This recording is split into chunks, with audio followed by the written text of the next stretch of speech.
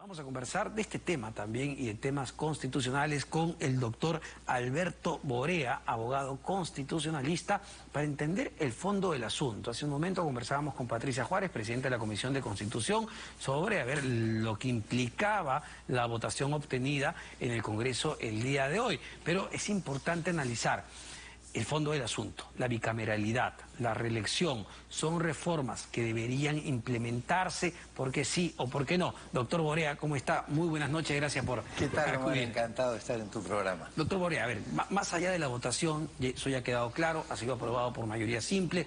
Si desearan implementarlo, entendemos que tienen que ir a un referéndum. Nos comentaba la congresista Patricia Juárez que lo que van a tratar de hacer es una reconsideración para ver si llegan a los 87 votos. Ese es el tema del procedimiento, pero en el fondo del asunto, que es lo que quizá donde necesitamos saber su opinión, la bicameralidad. ¿Es una reforma necesaria para el país en este momento? A mí me parece que sí, sin ninguna duda. Me parece que nuestro país ha ido peor desde el momento en que se desapareció por un zarpazo del gobierno dictatorial de ese entonces, la bicameralidad. Pero fíjate tú las herencias que dejan las dictaduras, felizmente que quienes formaban parte también de los antecedentes del partido que hoy día, digamos, es un poco el heredero de eso, se han replanteado el tema y han dicho, bueno, vamos por el bicameralismo. Pero ellos fueron los que anularon la unicameralidad, la bicameralidad. Claro. Pero fíjate tú que cuando lo hicieron, ganaron por un voto, es decir, necesitaban 41 votos, obtuvieron 41 votos para pasar la desaparición del Senado, contra 39 que no votaron a favor de eso. Y hoy día, para regresar tú al Senado necesitas 2/3, cuando ahí necesitabas más de la mitad. ¿Te das cuenta de las diferencias que dan y de lo malo que es santificar las normas que eventualmente vienen apresuradamente aprobadas, como sucedió en aquel momento, ¿no? O sea, es evidente que hay que tomar esto en cuenta porque es como conceder a los gobiernos que han actuado bajo la fuerza 33 metros de ventaja en una carrera de 100 metros. Porque tú necesitas 2/3 para poder ganar. Y en consecuencia, para ganar la carrera normalmente necesitas ganar por 1 milímetro. Pero ahora necesitas ganarle por 33 metros para que la reforma valga. ¿Te das cuenta? Pero entiendo que es lo adecuado, ¿no? Para, digamos, impulsar una reforma constitucional, la idea de tener la legitimidad que 87 votos en 2 legislaturas te darían. Claro, eso es cuando tú has tenido un momento constituyente y no el resultado de un golpe de Estado como efectivamente el que sienta las bases de una nación, que puede haber sido afortunado en algunos casos. O sea, porque el 80% del texto de 1993 fue copiado de la Constitución de 1979. Por eso Pepe Barba, que es tan, digamos, tan ácido, pero a veces tan gracioso, un gran amigo mío, fue un gran senador, dicho sea de paso, Pepe Barba, cuando le preguntaban en esa época qué le parece la Constitución, muy buena, 80% buena. Y los entrevistadores se quedan, ¿pero cómo? Sí, el 80% que han copiado de la Constitución del 79 es la buena. Lo otro realmente es un desequilibrio del poder, francamente, ¿no? O sea, es un desequilibrio del poder. Ahora, en el tema económico, digamos, empató de alguna manera con lo que venían siendo las reformas mundiales del sistema económico y en consecuencia en esa década de los 90 y en la primera del siglo XXI hasta Haití progresó, vamos a decirlo de alguna manera. El Perú no tenía por qué no progresar, ¿no? Pero sin embargo hay que tener en cuenta que no puedes tener tú eventualmente una carta que esté pensada en la mitad del siglo pasado, porque hoy día cambiaron efectivamente las consideraciones económicas. Yo creo que la Carta de 1979, la Constitución que firmó Aya de la Torre y que se hizo con toda tranquilidad como consecuencia de un proceso digamos, con calma, en donde todos discutieron los distintos sectores del país, fue una Constitución interesante, ha sido tomada en cuenta como modelo en muchísimos países. pero claro, a los 40 años, con todo lo que ha pasado en este tiempo, tal vez convendría hacerle algunos ajustes. Sí, sin duda alguna. Ahí le pregunto, doctor Borea, entonces, desde su punto de vista, además de la bicameralidad y la reelección, que son los temas básicos que se han planteado en esta reforma, ¿sí sería el momento para ir hacia una constituyente? No, no creo que este sea un momento para ir a una constituyente, precisamente porque hay demasiada... el suelo no está parejo porque hay demasiado brinco, vamos a decir, no hay mucha bulla. Y la constituyente necesita serenidad, necesita horizonte. Dicen, creo que ya está confirmado, que hoy día falleció el general Morales Bermúdez, que tuvo un comportamiento sumamente ejemplar en la conducción del retorno del Perú al sistema democrático después de lo que había hecho Velasco, ¿no es verdad? Y en este tránsito precisamente hacia el retorno a la democracia, él, digamos, manejó con mucha astucia, pero con mucha serenidad, con mucha tranquilidad, con muy buenos modales esta relación entre los demócratas y quienes no fueron los que habían dado el golpe ya, pero quienes habían recogido el poder del golpe de 1968, ¿no? O sea que hay que tomar en cuenta eso. ¿Por qué es necesario el bicameralismo? El bicameralismo es necesario porque las leyes no tienen que ser mucho más, sino tienen que ser más pensadas. Mira, en el año 1699, si no me equivoco, John Selden, que era un británico que estudiaba los temas, digamos, constitucionales de la época, si podía llamarse constitucionales, tenía un librito que se llamaba Table Talks, o sea, conversaciones de mesa, ¿no es verdad? Y decía, el problema de Inglaterra es que tenemos muchísimas leyes, en 1699. ¿Tú te imaginas si hoy día hablamos de la cantidad de leyes que tenemos y que eventualmente unas se mezclan con las otras, se anulan, se sobreponen, etcétera, etcétera? Entonces no es el tema de las leyes, sino es el tema del acierto y de la lungimiranza, como dicen los italianos, de la larga mirada que tiene que tener el legislador para poder decidir la planificación del país. ¿Y cómo evaluaría, digamos, haciendo una revisión de los últimos, ¿qué le digo?, 25 años, esa calidad legislativa al día de hoy? ¿Cómo analiza cuando los congresistas terminan aprobando, pues, leyes? Mira, gran parte de eso es la falta de la segunda votación y la falta de la segunda mirada. Los parlamentos hablan por sus obras, y realmente las obras de los últimos años no han sido las más felices, ¿no? Es decir, diferente era un parlamento. Bueno, yo no he llegado a conocer a Porras Barrenechea, ni al propio Alfonso Benavides, ni a nada por el estilo, que eran efectivamente parlamentarios importantísimos de la época, pero yo he tenido la fortuna de estar en un parlamento con Luis Alberto Sánchez, con Javier Vallerriestra, con Jorge Lozada Estamburi, con Enrique Vaca Aguinaga, en el otro lado pues con Enrique Bernales, con Javier Díaz Canseco, con Felipe Osterling, entonces con Juan Inchausti, con Manuel Ulloa, con Sandro Acurio, con Andrés Cardó. O sea, realmente un Senado donde tú podías no solamente darte cuenta de la importancia con que trataban al país estas personas, sino además con el equilibrio que le ponían a las normas que venían de la Cámara de Diputados. ¿Por qué? Porque el diputado tiene que ser, además está en la lógica del desarrollo humano, que cuando uno viene más joven, cuando uno recién comienza en el proceso político, es mucho más impetuoso, y es normal que sea así, ¿no? Es como los toros que entran al coso, ¿no es verdad?, que salen corriendo y se van de acá para allá. Bueno, más o menos pasa eso con la Cámara de Diputados, más aún cuando tú tienes un Congreso como el que ahora pretenden avanzar, en donde no va a haber reelección para el Parlamento, entonces no va a haber nadie que le dé como ha pasado en esto, ¿no es verdad? Yo me pregunto a veces, ¿qué hubiera sido de mí como parlamentario si no hubiese tenido a Celso Sotomarino y a Roberto Ramírez del Villar como referentes de nuestra bancada, ¿no es verdad? O sea, Roberto Ramírez del Villar era casi un sabio, y así había en todos los partidos, digamos, una persona que tenía esa experiencia que ayudaba a poner los paños fríos, ¿no? Pero, doctor Borea, digamos, ir hacia la bicameralidad, si bien una segunda cámara puede permitir una mayor reflexión de las normas, ¿qué ¿qué nos garantiza esa mayor reflexión y esa mayor calidad si el material humano lamentablemente no es el más adecuado? Es decir, ¿esto no tendría que ir acompañado con una reforma de los partidos políticos? Totalmente. La desgracia adicional es que aquí ha llovido sobre mojado. Y efectivamente se hizo una suerte de reforma del sistema político por quienes nunca habían pisado un partido político. Y pensaron que eran muy notables, pero no entiendo por qué. Porque las normas que plantearon prácticamente nos condenan. Tú hablabas antes con el exministro Ceballos de volver a repartir las cartas, ¿no es verdad?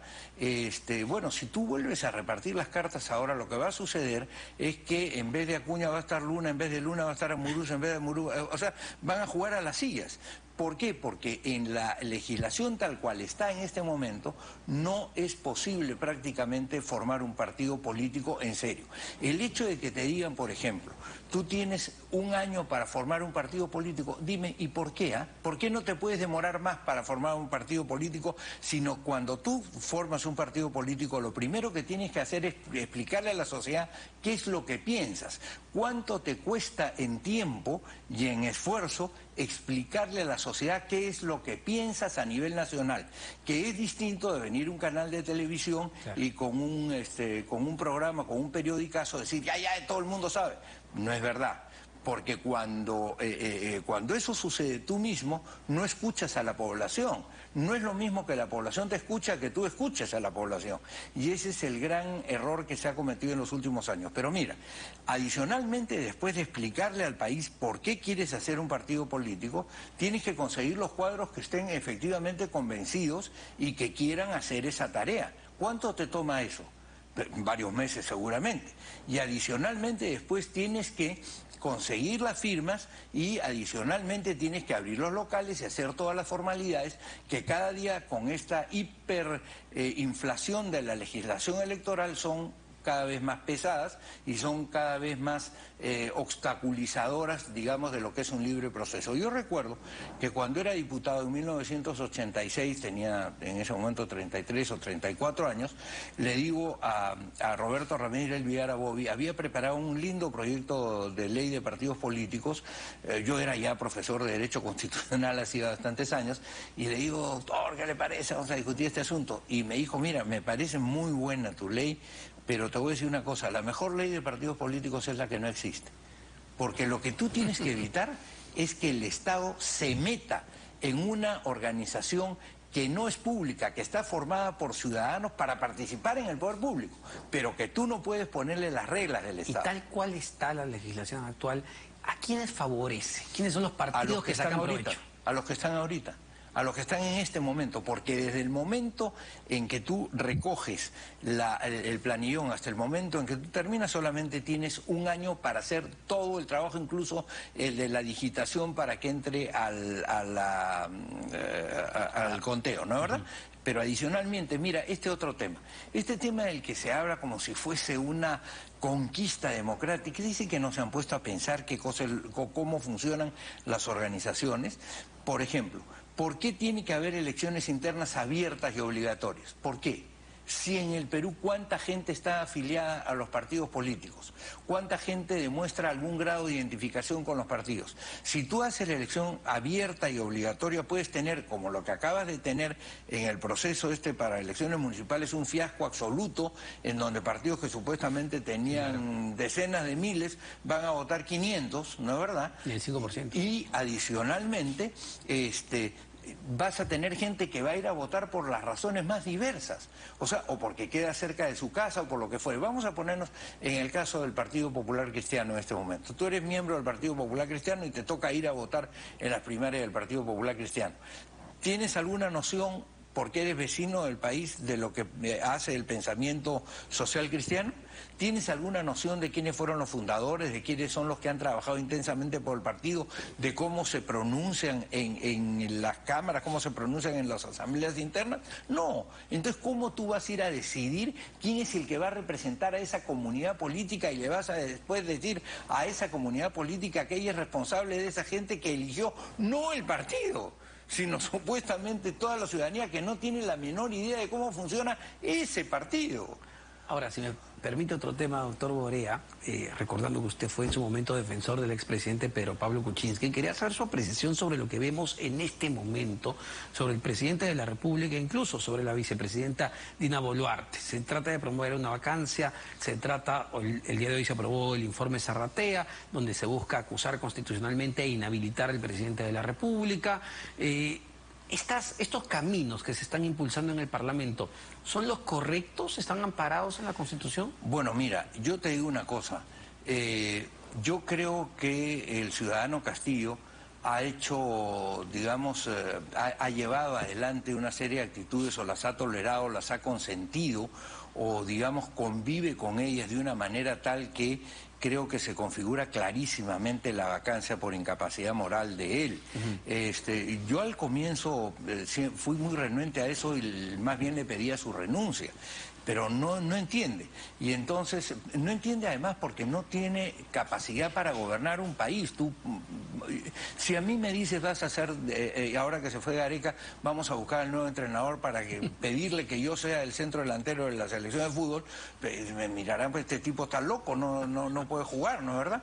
Bueno, eso es lo que pasa con Castillo con respecto a la presidencia de la República. Como dijo Bellido, que fue su primer ministro sorpresivo el 28 de julio, es un sindicalista básico, o sea, no tiene condiciones para esta tarea, no se da cuenta, y cuando alguien no tiene condiciones para esa tarea le hace daño a aquella función que está desempeñando. Es como un tipo que se mete al quirófano del hospital del empleado y dice: yo voy a empezar a operar del cerebro a todos los que están acá, y saca a punta con su policía que él ha reformado, con todos sus guachimanes, saca a todos los demás y dice: yo acá me quedo a operar. Mata a todos, y eso es lo que está pasando con el país. Entonces yo creo que el caso de Castillo es un caso en donde sin duda hay vacancia y donde creo, lo habrá estudiado bien, yo no he seguido el expediente concreto y por lo tanto no lo puedo afirmar, pero por todo lo que parece, creo que hay, digamos, grados de compromiso de un comportamiento delictual en el caso de Castillo, que yo hubiera querido que no existieran, te digo de verdad. Pero adicionalmente hay una distancia entre eso y el tema de proporcionalidad con el caso de la vicepresidenta, ¿no? O sea, no, digamos, Castillo no cabe ninguna duda que estamos acá, ¿no? Boluarte, tú puedes pensar lo que quieras de ella, pero compara lo que pasa entre Castillo, digamos, y las cosas en las que está comprometido Castillo y la otra persona, y me parece que es un poco desproporcional, ¿no? O sea, pero, digamos, ¿es viable en todo caso una acusación constitucional contra Boluarte? Bueno, no sé cuáles serían las razones para la acusación constitucional contra Boluarte. Dicen que por haber firmado unos documentos privados del Club Apurímac. Sí. Las constituciones cuando se hacen, la verdad es que no se hacen pensando en cosas tan pequeñas. Si esta persona, vamos a decir de alguna manera, lo que hizo fue hacer un acto de conservación societaria y no un acto de compra, no un acto de disposición de dinero con el Estado o algo por el estilo, me parece que cuando hicieron incluso cuando hicieron el texto del 93, si tú lees los antecedentes no vas a encontrar nada parecido a esto. Yo creo que cuando se hace esta norma que viene de antiguo, que se impide que los ciudadanos que ejercen cargos públicos tengan contratos con las empresas que digamos, contratan con el Estado, o cuando tú tienes una función, digamos, beneficies a una empresa que de alguna manera tiene un fin más lucrativo o incluso otro tipo de fin, ¿no es verdad? Por eso te digo, yo no juntaría estos dos casos, pero en el caso de Castillo no me cabe ninguna duda. Lo otro, efectivamente, dentro del tenor de la letra, cabe una interpretación como la que tú estás postulando. Dentro del espíritu de la norma, no sé, y dentro del criterio y proporcionalidad que es necesario para conducir un país, puede haber otra cosa, porque además no tenemos en claro qué cosa es lo que va a suceder ahora respecto a esta acusación. O podría ser interpretado de parte incluso de la población como un ánimo del Parlamento de capturar el poder tumbándose pues a presidente y vicepresidente. Mira, Lo que yo creo es que tiene que haber un periodo antes de convocar un proceso próximo, un periodo de transición eventualmente donde permitas recomponer el sistema político, que es lo que tú mismo reclamabas hace un momento, interpretando a tu audiencia seguramente y al país en general, porque si no vamos a hacer lo mismo. ¿Quién va a ser el candidato? El candidato de Acuña, de Alianza para el Progreso, será otro Acuña. Si no es otro Acuña, será el hijo de Acuña, el hermano de Acuña, el sobrino de Acuña,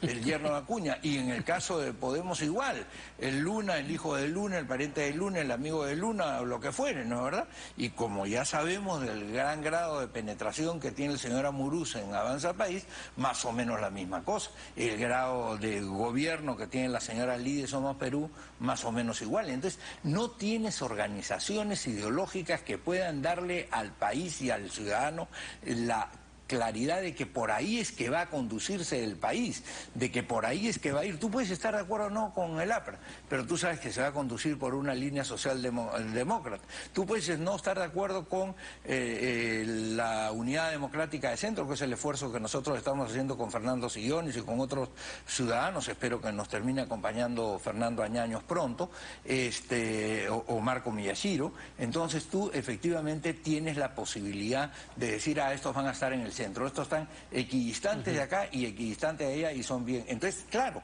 eso es lo que ha faltado en el país, porque hoy día, el otro día me iba por La Molina a la casa de una amiga mía que era del PPC, Esther Álvarez de Gavidia, y cuando paso el puente Monitor empiezan los carteles. Y me di cuenta que el que había sido candidato por Somos Perú ahora era candidato por Alianza para el Progreso. El que había sido candidato de, digamos, de Solidaridad ahora era candidato del partido que no se inscribió de Álvaro Páez Labarra. Y así daba lo mismo. O sea, no tienes ningún nivel de identificación con una idea porque no se han formado. Los partidos escuela, el partido escuela de Víctor Raúl, el Instituto Sánchez Carrión de Ay, el pensamiento de Cornejo Chávez, que fue verdaderamente un tipo sumamente brillante. Yo tuve la fortuna de ser discípulo de él en la universidad. No existe ahora ni siquiera la claridad de Bernales para pensar los términos de lo que denominan como la izquierda, ¿no? Entonces, tienes que cambiar el sistema político del país para ir a un proceso político de la nación. Y eso tienes que tomarte un tiempo. Y tampoco se trata, y en esto, discúlpame porque como te escuchaba hablar tantas cosas interesantes, quiero dar un par de apuntes ahora que estoy contigo. Tampoco se trata de decir el Parlamento se ha pasado, como decía mi amigo el doctor Ceballos, no es mi amigo, pero realmente le tengo simpatía, me parece un tipo equilibrado, que el Parlamento todas las semanas no puede estar reaccionando contra el presidente. Debería reaccionar todos los días si el presidente cada día hace una burrada. Y lo que hemos visto en el Perú es que todas las semanas ha habido un acto execrable en el ciudadano Castillo. Entonces no es una exageración en ese punto del Congreso. El que no deja que el Congreso desarrolle su tarea es más bien Castillo a través de sus acciones. Muchísimas gracias, doctor Borea. Alberto Borea, abogado constitucionalista. Conversaremos nuevamente con usted.